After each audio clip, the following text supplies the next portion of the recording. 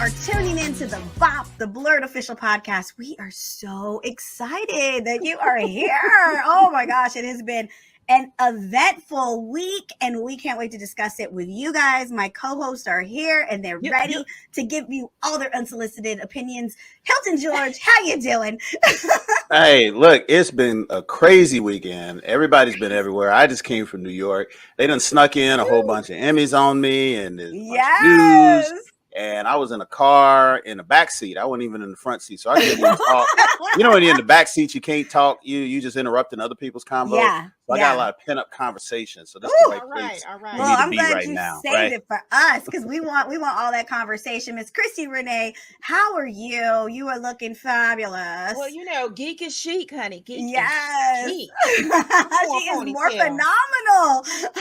Yes, check that out. Boom, yes, I love it. I forget who made that shirt for you, but it is amazing. Shout out to them. That was like one of the many gifts we got at Power Morphicon, and oh my God, you look beautiful. Well, thank you. I try to wear the gifts, you know. Yeah, it's like, let me put it out there so I can shock a few people. Like, oh, I remember that moment. So yes. I'm here. I'm ready to get it. Let's get it in. I love it. Well, guys, I mean, it was an eventful week. I mean, there was D23 that happened this weekend. There was, a bunch of really cool clips came out. And the biggest thing that just took my heart, I was literally mesmerized. I was literally emotional. I didn't even realize I'd have an emotional reaction, but they released the Little Mermaid trailer. Oh my God. My God. That thing was poetry in motion. Haley Bailey is playing Ariel, and honey, let me tell y'all, it was just perfect. Yeah. Her voice. That's the word. Perfection. Her voice. The quality of this film. Like, I was so excited with the animation. And it was just, I think the majority of the people who saw it, they just lost their minds. They were just so in awe of what the level that this movie is going to be. They were just in awe of how she looked, how she sounded, everything about it. She was a perfect casting. I remember seeing a clip from the director, and he was like, we saw everyone. We auditioned everyone in Hollywood. And he goes, what's funny is that Haley was the first person we auditioned, and she sang the song, and he goes, and she left me in tears. Like, I was literally crying, and you're not supposed to cry. Like, he goes, he goes, so from that point on, the bar was set. And he goes, and we saw everyone. We spent a year trying to cast this movie. And he goes, no one ever made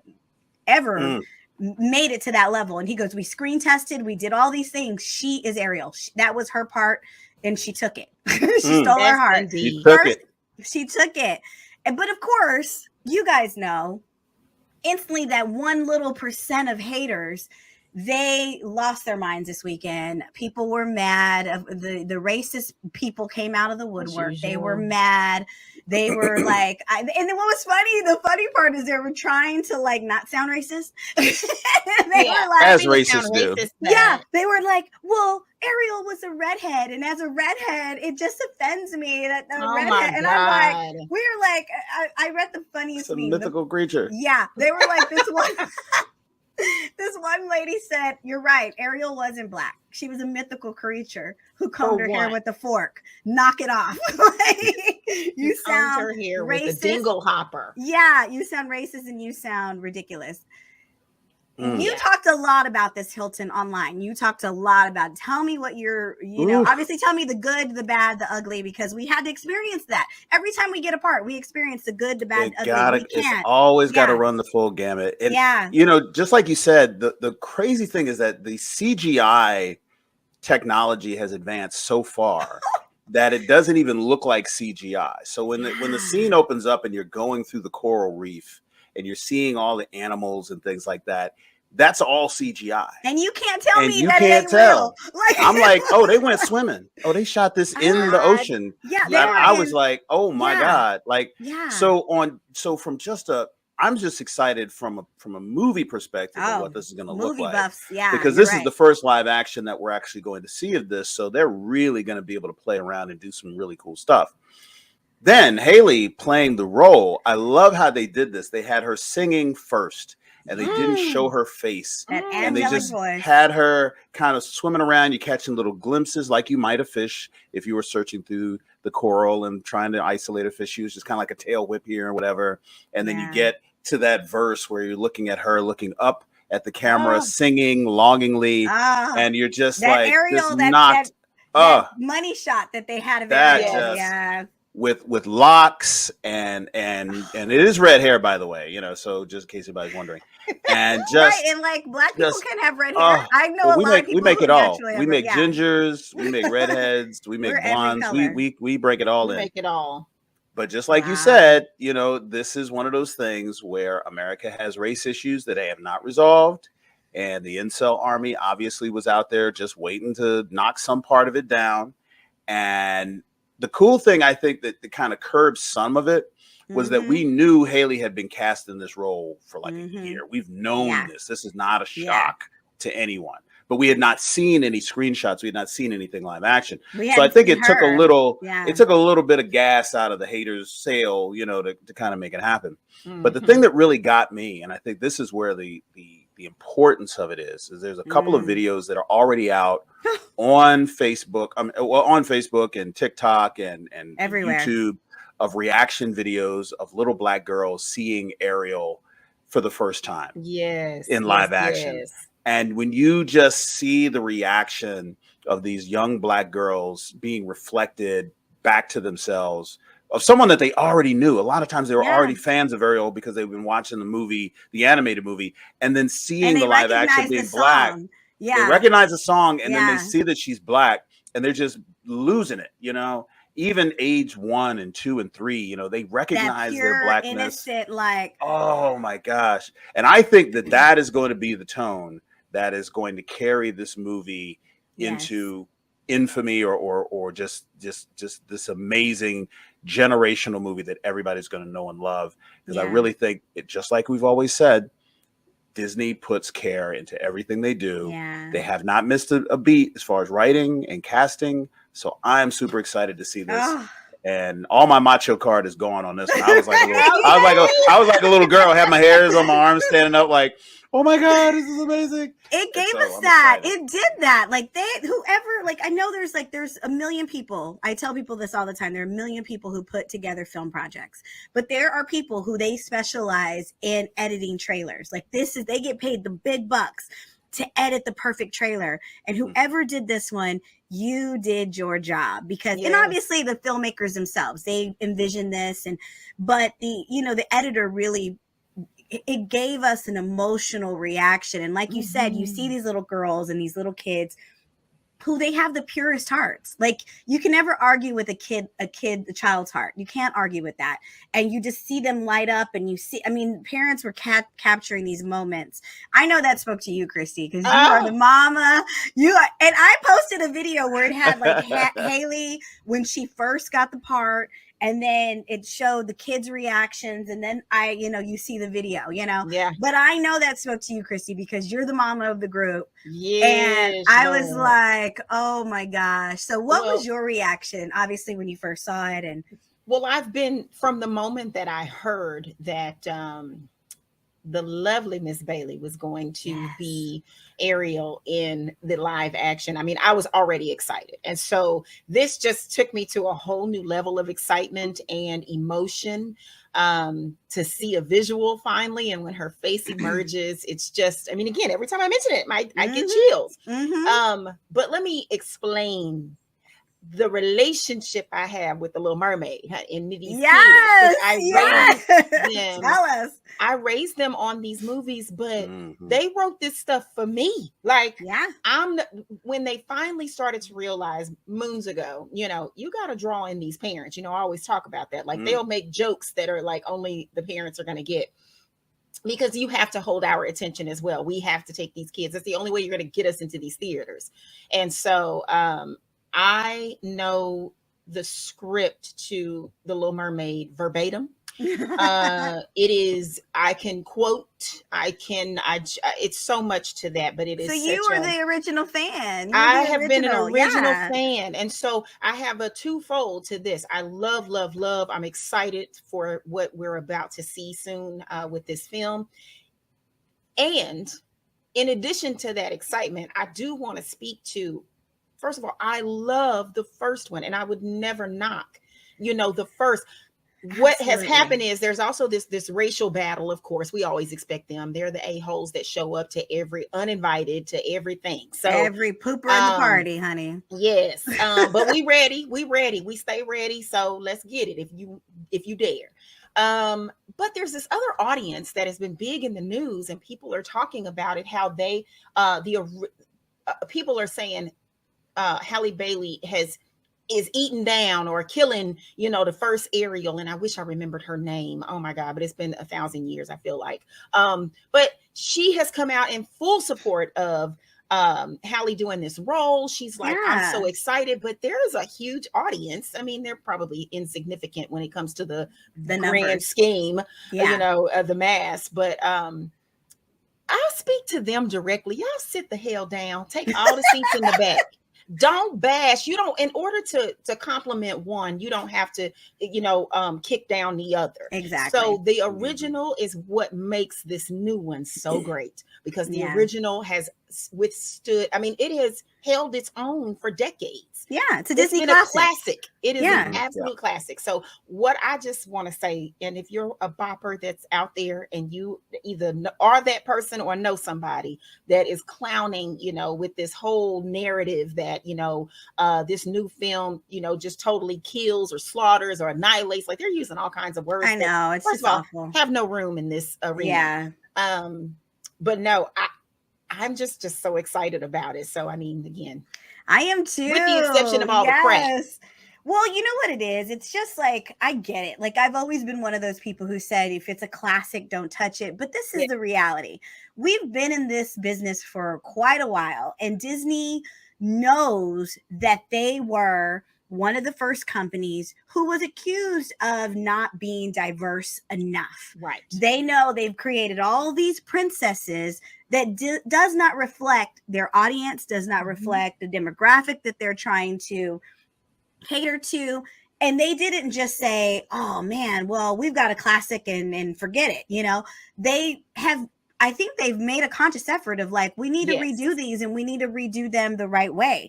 I always found it really, I always found it really strange that like some of the animals in The Little Mermaid had Jamaican accents, but yet the star, and like, it was very, whitewashed, one way to look. And so, and the thing is like Hilton said it a few minutes ago, this is a mythical character.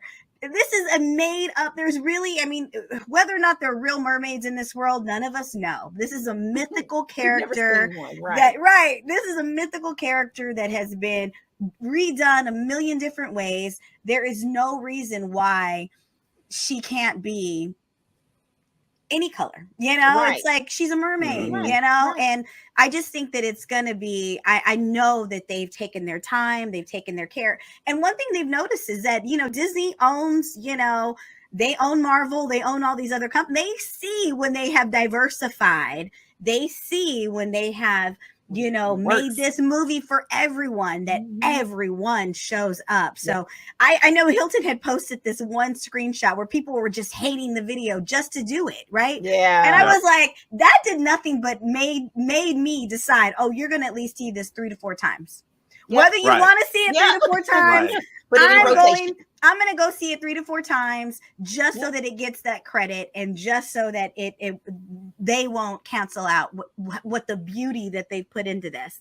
I think that's one of the things that gives me confidence about this whole thing, is that this is not a vulnerable property, and this is not a vulnerable studio, and this is not a vulnerable star. They are already at the peak level of all of their crafts and all of their production. So they're not going to short circuit anything associated with this film. There's not going to be any meaningful boycott. All of this stuff is happening on the fringes and in the anonymity of online. Right. It's going to, when it opens, the lions are going to be around the block and up the street. We know this. Ridiculous. Yeah. So, you know, so on that piece, it's like, okay, you know, these folks are just being mean. These people are just expressing some misplaced anger, insecurity, whatever you want to say, but it does not affect the property. We know that this is going to be a hit. And to your point, you know, the thing that we often take for granted is that on one hand, we are kind of joking that this is a mythical character and, you know, you can be any color and all that. But the real impact of inclusion and representation is something that, you know, I don't think white people have to deal with. They don't have to deal with race until someone of another race is introduced into the conversation, because white is the standard in this country, right? And the nature of that privilege is that you don't have to think about race until your black friend came in or your black colleague came in, or they made a black Ariel. Now it's like you're doing something that's woke, or you're doing something that's a political agenda, and And what we're really saying is that, you know, there is 100 years of Disney, and it's right there, Disney 100. There's 100 years of Disney right there. Going back, that the only black characters for like more than 60% of the time were crows and crabs and donkeys and stuff like that, right? And it's only now that we are starting to see the proper representation of the characters on the screen. And it does mean something when a little black girl sees her skin tone on her favorite character or on the screen, and a character that they love, singing the songs that they know. And that is how you build audience. That is how you build community. That is how you nurture the genre. And this is part of the business model of Disney. And that's what I love. They know this is going to make money. I love it. And if that's the only, I would rather have them do this for the money than to do it because there's this one or two people outside the studio marching and they gave you that one little bone. Kevin Feige is sitting back talking about, no, we're going to get white money. We're going to get black money. We're going to get Latina money. We're going to get mermaid money. Everybody coming to see this movie. Everybody paying. Right. Everybody going. I mean, when Shang-Chi came out, I was so excited. Oh, man. Like, it is just... And I don't understand how people don't get excited to learn about other cultures. Like, I am so ready. Like, I'm so ready to understand. I'm so ready to celebrate you. I'm so ready, you know? And so it blows my mind. But one thing I was so happy, because I mean, Hallie has been our girl for a long time. And it was so funny for me to like read comments where people were like, "Oh my girl, this girl can sing," and I was like, "Guys, she's been out." And she was like a little tiny girl. Like, when they were sitting at the keyboard playing, doing their little duets on YouTube. They've been singing. Hallie did they not open for Beyonce? They are Beyonce protege. Heard them and was like, "I'm signing you." So Hallie and Chloe have been around forever. Yeah, and it was just so wonderful because it's like, these girls have undeniable singing voices, like, and you know, they just got into acting. They were on Grownish, and they had like really cool parts on there, and it was just like, wow, they're really doing this. So for me, I was, I was so it just like and but let you me know say this. Yes, say it. I'm sorry. I was just gonna say to both of you, to all of our points, and especially Hilton, something you just said a moment ago. This does not mean, let me tell the masses, this don't mean we don't need a white Tiana, okay? Because white has always been represented. Yes. So don't y'all go out there and say, well, now because we're doing a black Little Mermaid, a black Ariel, now we got to have a white Tiana. Child, y'all have to understand the struggles are not the same. The journey has never been the same. We've never been on parallel, you know, and level playing fields. So with white being the standard, then yes, don't y'all come with that argument, because I saw that somewhere too. I know it was like a bunch of ridiculousness. Like it was almost, but what I did love, comical. You were hearing all this ridiculousness, and there were like people were out in droves. Like, honey, you can't. This is undeniable. This trailer did something to all of us, and you screaming at the thunderstorm. You just yelling at the rain. Ain't nobody listening. You sound stupid. Howling at the moon. Like having a husky out the back howling, just shouting like at the mountain, honey. Shouting at the moon. Gosh, totally. Yeah, I want to say something to my black people. Just black people. If you're white, just tune out for a second. I'm talking directly to my people. Linda, listen. Okay. 2 things, black people. 2. Yes. Hallie and Chloe are not twins. They're not twins. No, Stop saying it. I know we think that because we just throw that out there. 3 years Any kids that are roughly the same size, you see them in church. Oh, look at the twins. You know they're 2 years apart, but you just say, "Oh, you look like twins." This is twins. We just say it, and it's stuck. They're not twins. They're born different years. Okay. Yeah. Second. It's not. Stops. I know you hear yourself in your head saying Haley Bailey, but your mouth is saying Holly Berry. Right. It's not.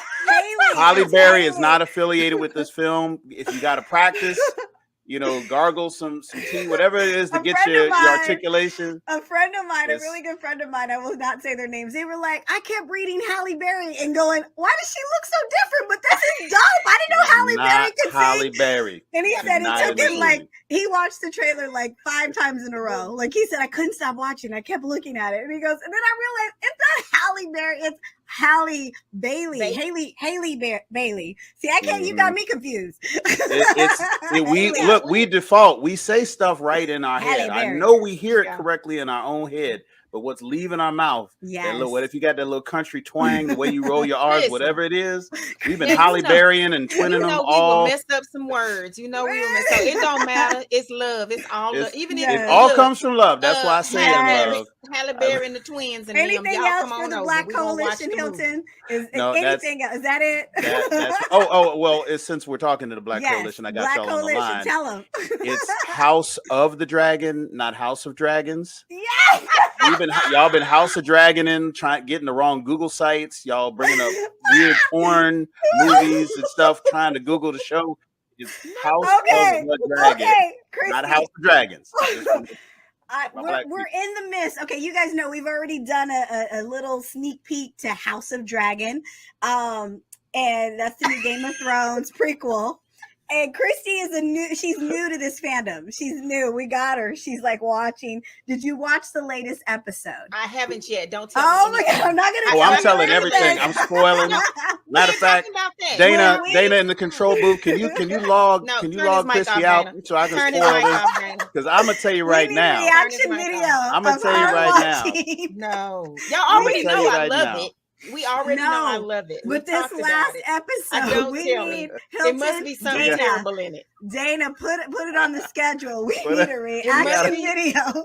Is it that bad? It's that. It's that good. It's that good, but for you, you're gonna be like, oh! They're gonna be. Oh my God. You're gonna choke yourself from the clutching of the pearls. Listen, but let me tell you right now. We've been desensitized. Me and Hilton have been Game of Thrones fans for years. You're just new to it, so prepare yourself. That's all I mean, after the first episode, I'm prepared. Really, I've been holding my breath, wondering. I clutched my pearls watching this last episode. I was like, what? I was like, am I watching? I had to call somebody over so I could clutch their pearls for them because I ain't had no pearls. That's how crazy this episode was. I was like, oh, they doing that? That's what they go already. It's almost like. Yeah, they have that's what I love about this show. You just don't know what you're gonna get, and when you get it, you're like everybody's put off. I'm not gonna spoil anything. It's not a spoiler until after you see it, Chris. I'm gonna say it this way: this episode has probably the most distasteful bar crawl I've ever seen on screen. That is the best way to say it. But that bar crawl was horrible. That was just not the one you wanted to be on. I can only imagine. And another one is 10-year-olds can pull out the clapper too. And yes. That little kid that I feel is like my he's boy. Gonna come back. I think he's gonna come back. I hope around. He does because he need a spinoff. There is something to that moment. There is something. Cover your ears. Yeah. See, take your earphones out. You're getting BOP plus because Hilton's cussing. It's usually I'm the cusser. Hilton will kind of say some things. He raunchy. But Hilton, he's not as raunchy as you though. Oh yeah, I'm the worst. that little Ephraim pulled out the clapper. Like, you ain't gonna talk about me and my mama. Let's just say, wait. It was crazy. Okay, I'm watching that tonight. I'm watching it tonight. It was a very good episode. And speaking in generalities, the direction of this show is doing exactly what the previous series has done is that it has done the world building, and now it is on going 100%. The story is 100%. Unfolding, and character it is. Flaws I'm holding on for dear life, just trying to keep up with it because, my God, man, they just. Yeah, man, you love they got characters. You love them in the beginning episode, you hate them in the middle, you feel sorry for them at the end. You want to don't kill them, and we'll kill despised. You're despised by the things that their character flaws. You're despised at how low and how terrible they are. And then you're right. Like, we'll probably fall in love with this person in season 8. Like, we'll be like, oh my God, crying, cheering this person on. But it is crazy. No, and that one scene, I was expecting maybe to do the soundtrack of The Bodyguard, and I Will Always Love You, because I was like, I like The Bodyguard. This the Bodyguard. I like, hold on, this was it was uncomfortable in very satisfying ways, because there's characters who are being empowered who are taking control over their lives, but you're like. It's like I'm watching 10-year-olds killing grown men. I'm watching. Don't be saying it. I'm sorry. It's a little vignette. It's nothing. It's not attached to nothing. Like, it's nothing major. You'll see. Yeah. Okay, when you see it, you're gonna follow. So we'll leave it alone. I need Dana, because I know there's some reaction videos that are gonna happen. I need Dana to schedule that reaction. Just that, and it's like I just need something. I need to see Christy's face. I need to do it in the moment. Listen. Like, I gotta watch. This is your first time watching it. We'll do a reaction watch together. Dana, hook it up. I'll do it with you. Dana, hook it up. Yes. Look, I'll bring pearls for you to clutch. Pearls go right on down the aisle. Everybody get their pearls. Everybody got their pearls. All right, boom. Free. Oh my God. Are free. So let me tell you, there was more things that were happening at D23. I think I had FOMO with obviously San Diego Comic-Con, but I also had FOMO with D23. And I was like, wow. They really they did it, guys. Okay. So another thing we got the announcement of the Thunderbolts. The Thunderbolt series is going to be coming out. And I mean, this is the series that's it basically put together a team of heroes that I didn't know I needed. And I mean, it is, let me tell you some of the people who are coming out in Marvel's Thunderbolts. Okay, so we are going to be getting Baron Zemo. We're getting we're getting gosh, I should have had all this up. We're getting Yelena Barnes. We're getting Bucky Barnes. We're getting feel free to jump in. Yes, we're getting all of these amazing people. And I'm going to flash a picture right now. We'll cut that in. And they just gave us the first look. They gave us the first look of these. Yeah, of these heroes. It's a couple of super soldiers. It's a couple of, it's just going to be amazing. And I'm super excited. And like I said, the one thing I love about Marvel is they give me things I didn't know I needed. But when I saw this lineup and I saw these people together, I was like, oh my gosh, this is going to be great. What was your reaction, Hilton? Because I know you were like me.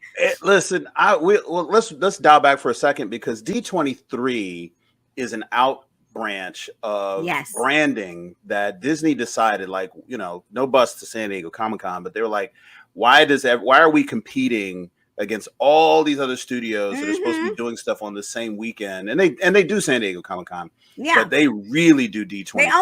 They only get a few minutes. Like, they probably get one afternoon they get that Hall H. They get the Hall H, and they do it up. But the D23 is where they really get to flesh out their whole entire year. Disney does it past.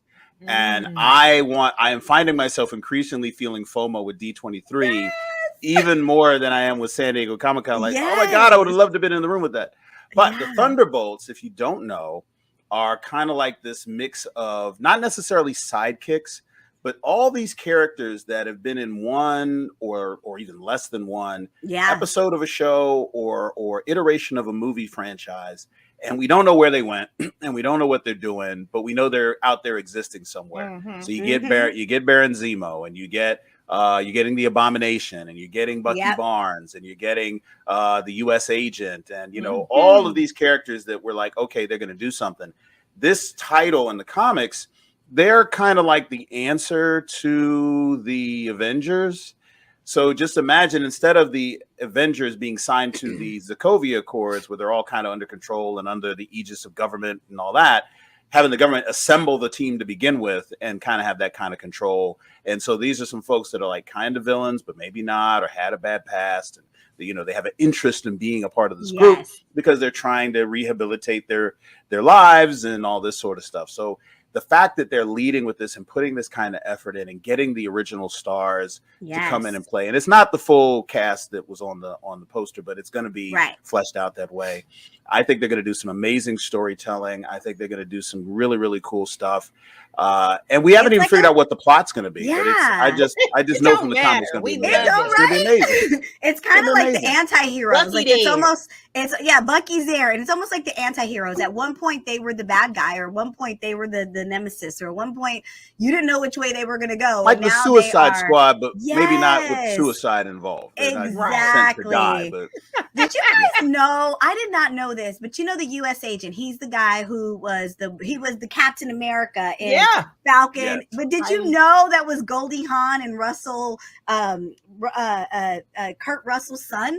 No, like I knew that. Wyatt. I didn't know it. I just like. You didn't know that? I didn't piece it together. This is pre-BOP information, ladies and gentlemen. This did not get. We didn't get the Wyatt Russell. That is her brother, and he's like. I was like, wow, like I am blown away because he really played that part where we were like, we didn't like him obviously because he wasn't supposed to be Cap, but you didn't hate him either because you were like, well, he is a nice guy, but he just isn't supposed to be there. Corny.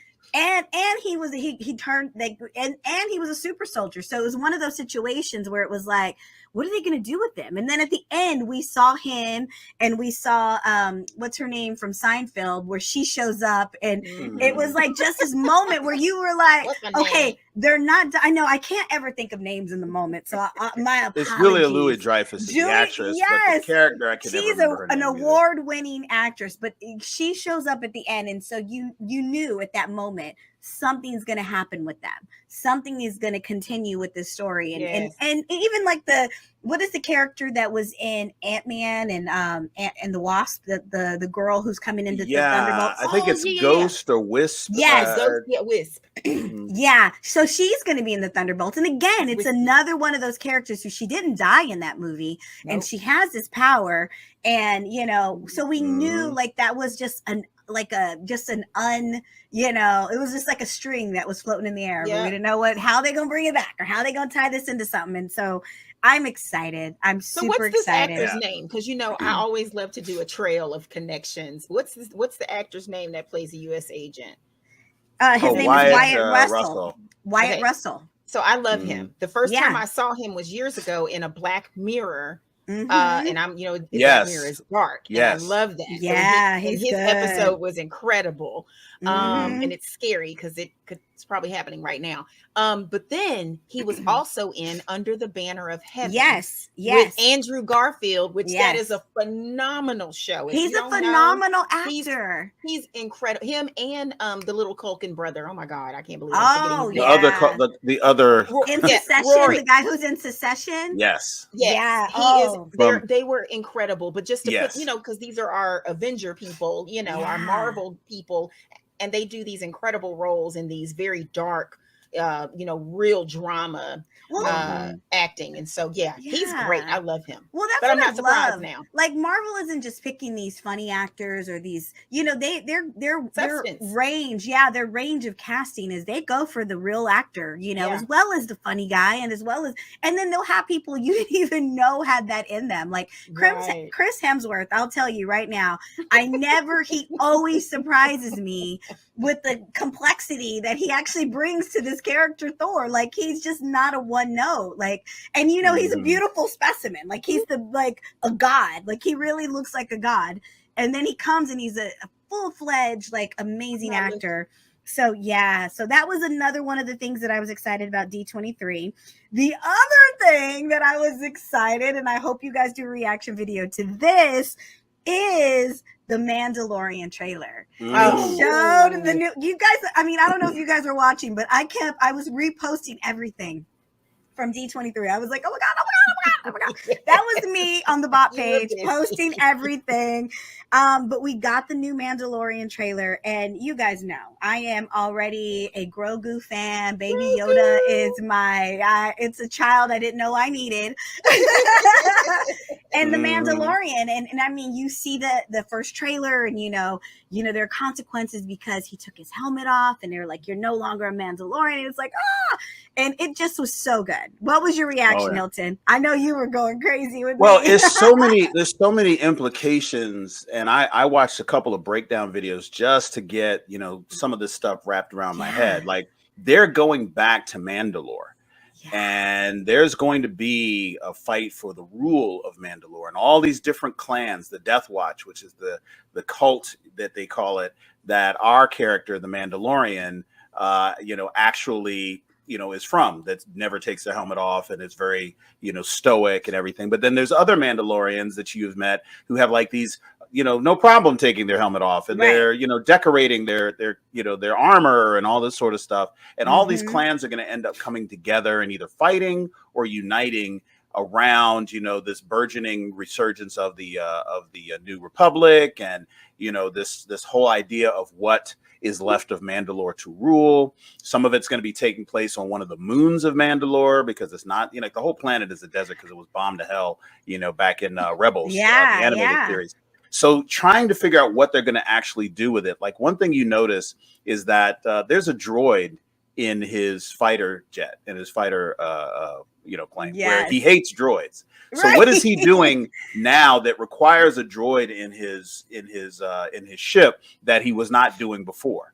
So there's going to be some layer to the story, and it's bringing the whole cast back together. Everybody from the Mandalorian season 1 and 2 is going to be in. You saw glimpses of all of this, Carl and Weathers, what they're going to do. Man, it's going to be amazing. It just everything about this says to me that it's going to be another just super winning storyline. And hopefully it'll be something that comes out sooner. But everything said 2023, and I've never wanted to throw out a quarter of an entire year. Like, can we just get to January? I don't need the rest of this. I've seen enough. I just want to see Wakanda Forever, and then let's just skip to January. After Wakanda Forever, we're done. Don't need go to cryogenic sleep. Wake me up. Wakanda Forever, The Woman King, and then we can just skip. We can just hibernate all this other stuff, and then thaw out and be ready for D23. Well, one of the ones that I know Christi would be excited for was the Hocus Pocus trailer. I know you love Halloween. Let me tell y'all something. What's so funny is that is not one of my favorites. What? Really? What? But my daughter she is a diehard fan. She has forced me to sit down and watch. Well, you like real, like straight up horror. Like you want and I do like animated. Like, I love Corpse Bride. I love Tim Burton stuff. Even though Tim Burton don't always love us. You like the more darker. But I do. It's in Beetlejuice, things like that, even though it's light, but it's still got a dark element to it. But Hocus Pocus, again, I love the actresses. Don't get me wrong.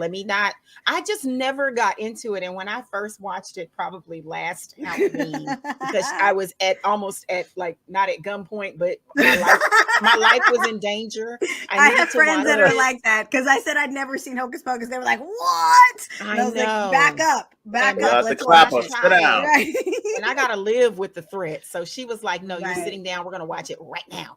So I had to watch it. And I was like, I just kept side-eyeing her. She kept looking at me. She was like, I know it's corny, but it's hysterical. I'm like, oh my God, this is. I was excited. This is one of the ones that I've never seen Hocus Pocus. Because like I just watched I never saw it, and I was never around anyone who made me watch it or anyone who's a fan of it. So I have no frame of reference for this other than what I know from people secondhand. So, I suspect that it's probably one of those movies that's like Napoleon Dynamite, where the first time you watch it, you're just watching it going, this is the stupidest thing I've ever seen. And then as you start to get the acid reflux of the jokes after you've seen the movie, after 24 hours, then the jokes become funny after, and then you watch it again, and then you're falling around laughing.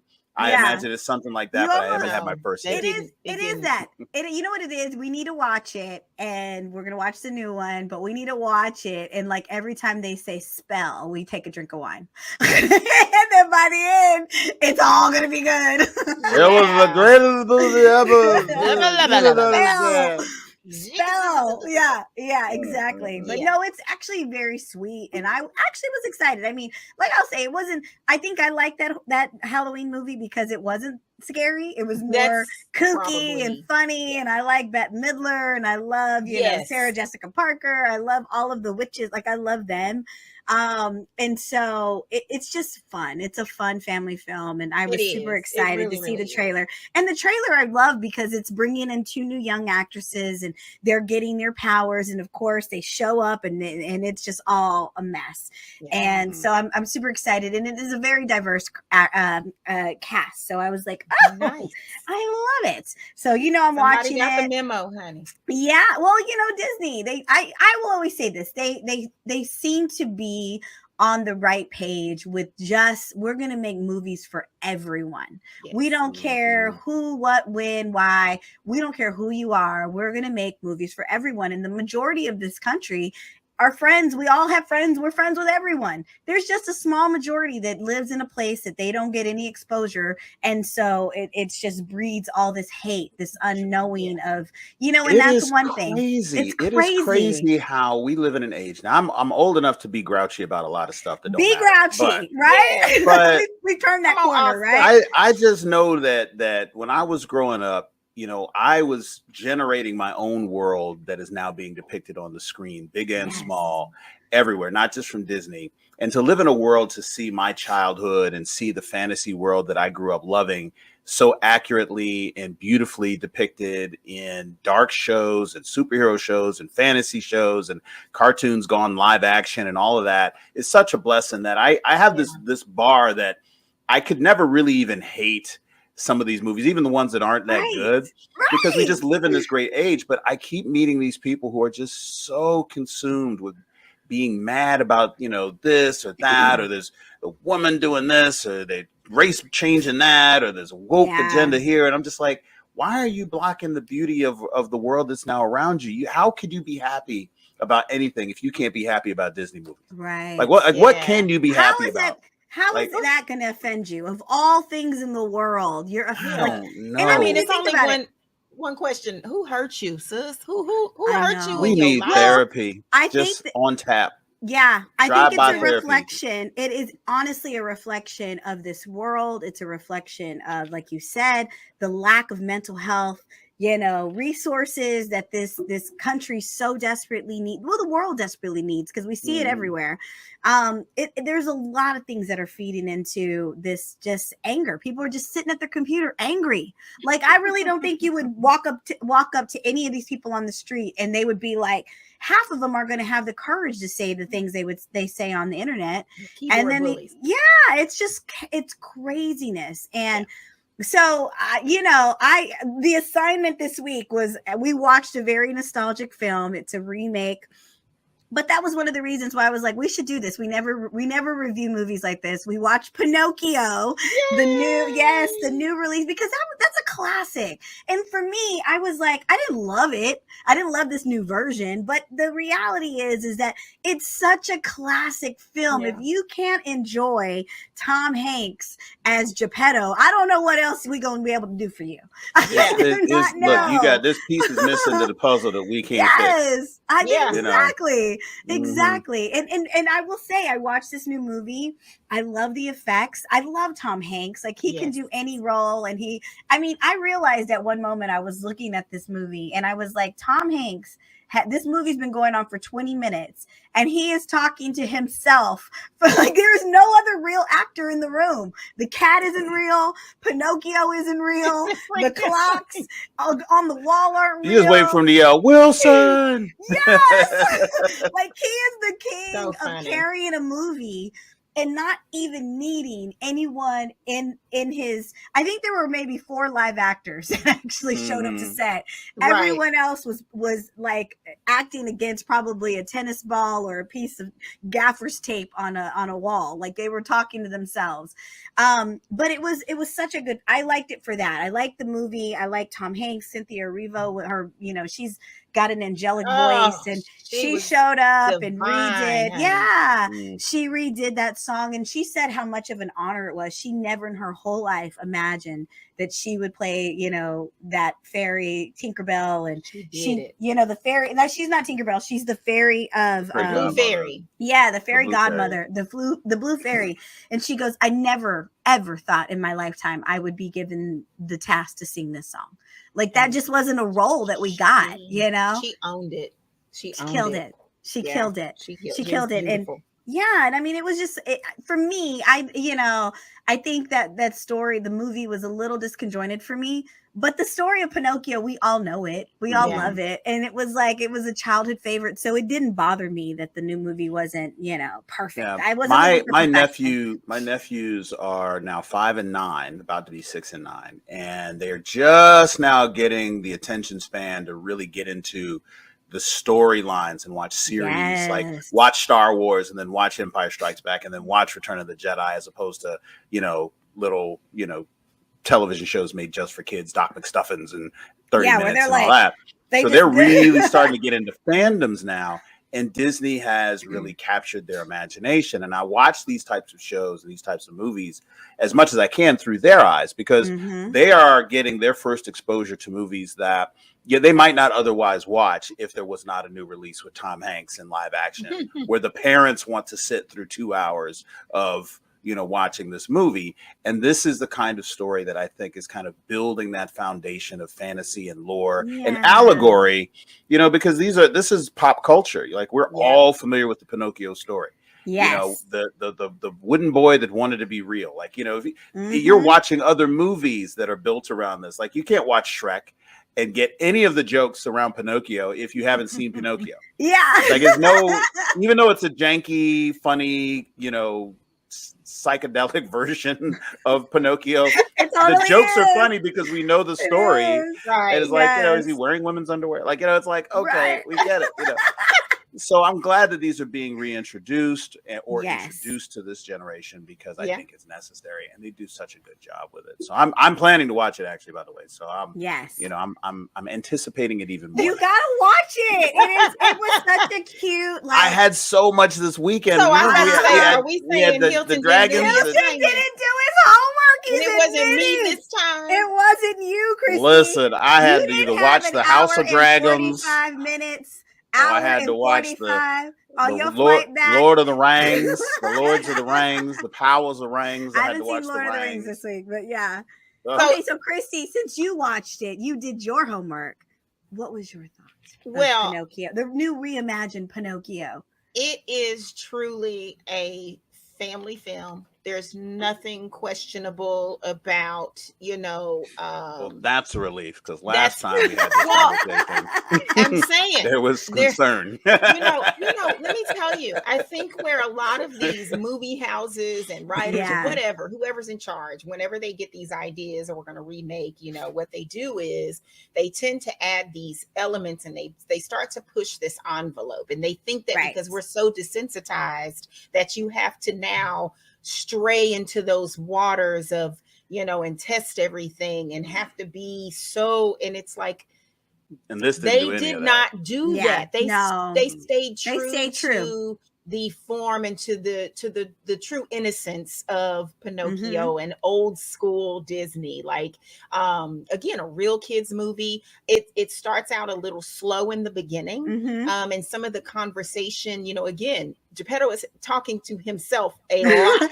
They were like, we have Tom Hanks, just let him go. Just let Tom Hanks do Tom Hanks can do whatever he wants for the first 30 minutes of this film. It's his. Yeah. And before, we got Tom Hanks. Before the blue fairy shows up, I literally started yawning, and I was just like, but I'm so committed to, again, the idea and the concept and again, the beauty of the storytelling and this classic story. Mm-hmm, and so I was like, I refuse. I'm not going to give up. I'm not going to turn it. I'm not going to, because again, you want to see Tom Hanks, he can just do no wrong. He could read the the alphabet out of the dictionary, books, and we'd be like, okay, and we're here for it. We're voting for an Oscar for him. And the Oscar goes too.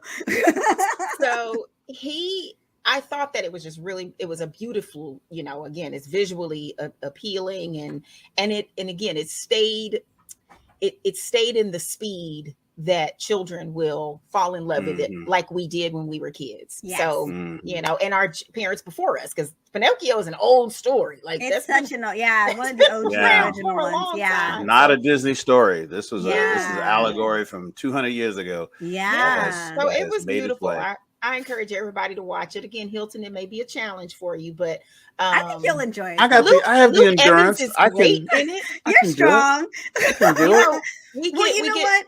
Oh, go ahead. I was just gonna say we get Luke Evans in it, as as the guy, and that was a nice little twist. But and I was like, God, I'm trying to remember Pleasure Island, and now I remember. I was like, oh, that's crazy. But so I thought it was good. I thought it was it's worth the watch. It was definitely worth the watch. And what I will say is, what I love is that they, like you said, they stuck to the story.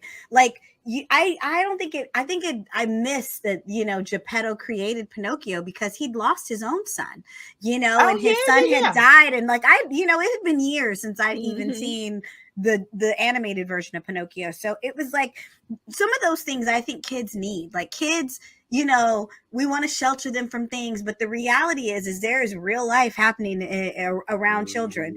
And a lot of times children, unfortunately, have to lose people in their family, or they lose friends, or God forbid they lose parents, and there are traumatic things that happen to these kids. And you saw where, he was yearning to have a son. He was yearning to have the son that he lost, and his wife had died and his son had died. And it was just, all of this came from grief, and he really was able to get, he wished upon a star and his wish was so pure that Pinocchio did almost become a real boy. But then Pinocchio had to earn, becoming a real boy. It just wasn't given to him. He had to be a good boy who made his father proud. He had to tell the truth, and like all of those things. Like a lot of times I'm shocked that little kids aren't getting these life lessons. Like, you're not supposed to lie. I mean, it's like the smallest thing, but it's like, I always say, when we get terrible adults, they were terrible kids. Something went wrong where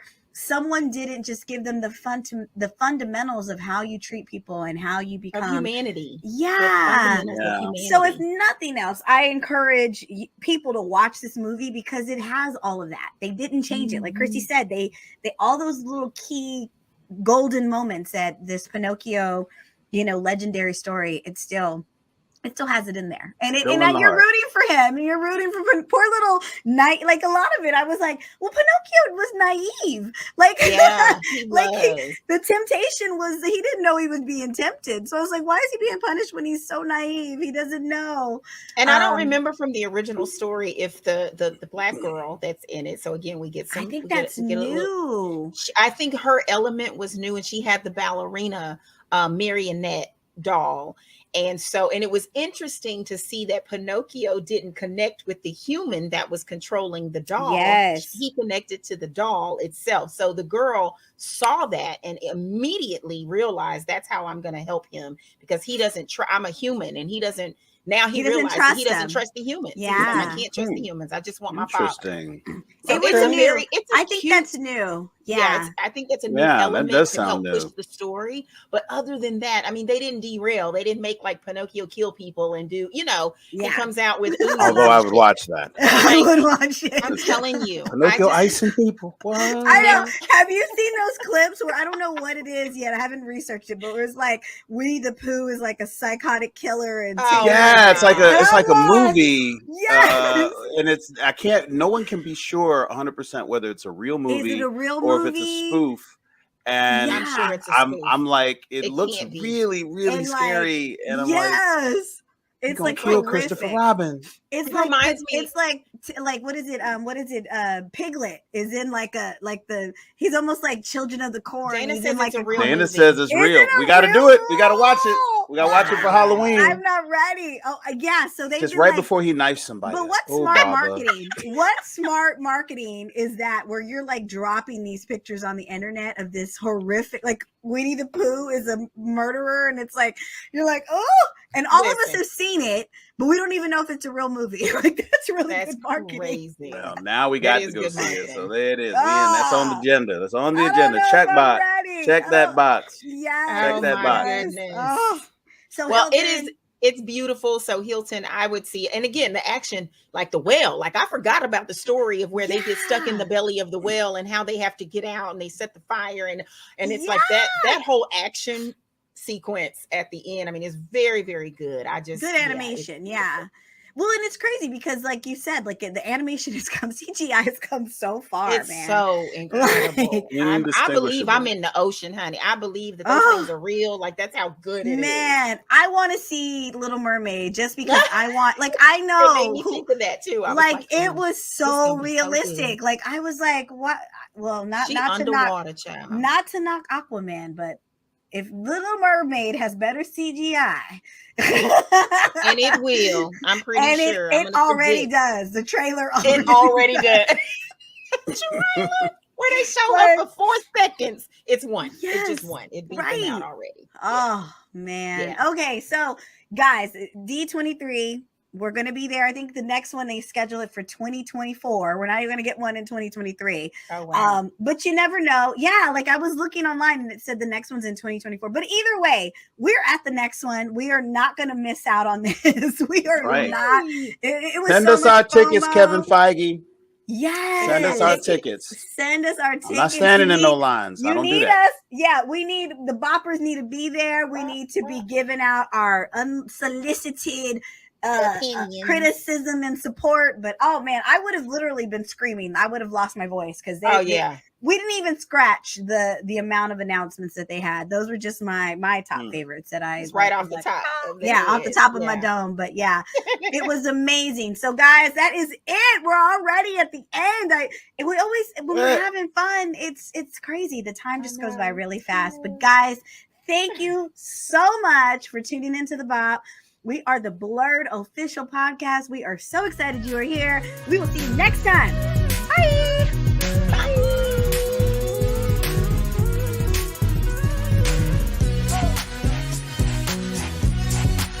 Tune in every Tuesday for a new episode of the BOP, the BLERD official podcast.